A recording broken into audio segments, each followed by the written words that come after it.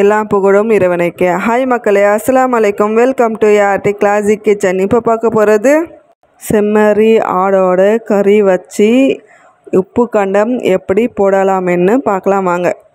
3 kilo mutton, எலும்பு இல்லாத கறி மீடியம் சைஸில் கட் பண்ணி வச்சுருக்கேன். மஞ்சள் தூள் உப்பு போட்டு நல்லா மசச்சு வாஷ் பண்ணி வச்சுருக்கேன். இப்போது உப்பு கண்டம்க்கு மசாலா சேர்த்துக்கலாம். 1 டீஸ்பூன் உப்பு சேர்த்துக்கலாம். 1/2 டீஸ்பூன் கரம் மசாலா சேர்த்துக்கலாம். இஞ்சி பூண்டு பேஸ்ட்டு 3 டீஸ்பூன் சேர்த்துக்கலாம். இது 75 கிராம் இருக்கும் இஞ்சி பூண்டு பேஸ்ட்டு. முதல்ல இது கலந்துக்கலாம்.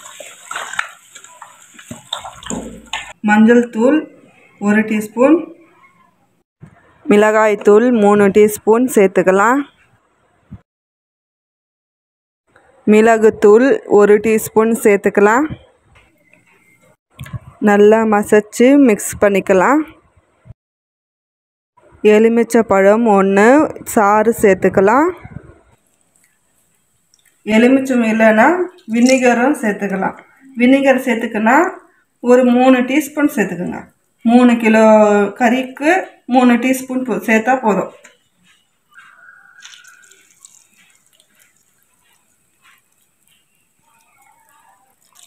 இப்போ நல்லா கலந்துக்கலாம். இந்த மசாலா சேர்த்து காய வச்சு வறுத்து சாப்பிட்டா சூப்பராக இருக்கும். உப்பு கண்டம்க்கு இப்படி தான் மசாலா சேர்க்கணும். இப்போது ஊசியில் கோத்துக்கலாம்.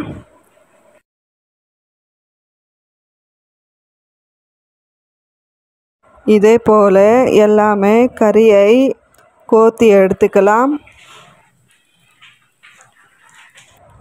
வெயிலில் காய வச்சு 3 நாள் கழித்து பார்க்கலாம். தூரமாக போட்டு காய வைக்கணும். இது மட்டன் உப்பு கண்டம் 3 நாளில் காய வச்சு எடுத்தது. எப்படி இருக்குது பாருங்கள், நல்லா காஞ்சி இருக்குது பாருங்கள். இது எப்படி வறுக்கலான்னு பார்க்கலாம். உப்பு கண்டம் போட்ட கறி எப்படி ஃப்ரை பண்ணலாம்னு பார்க்கலாம். அம்மிக்கல் இப்படி திருப்பி போட்டுக்குங்க. திருப்பி போட்டுக்கிட்டு ஒரு கவரில் வச்சு ஒன்று ஒன்றா இப்படி நசுக்கணும். ஒரு 5 பீஸ் நசுக்கி எடுக்கலாம்.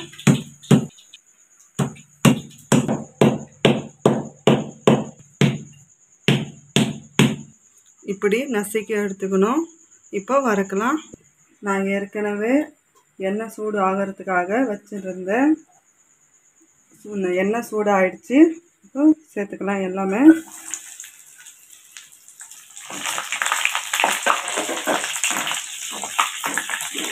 ஒரே நிமிஷத்தில் எடுத்துக்கணும். அவ்வளோதான். இப்போ எடுத்துக்கலாம். அடுப்பு ஆஃப் பண்ணிக்கலாம்.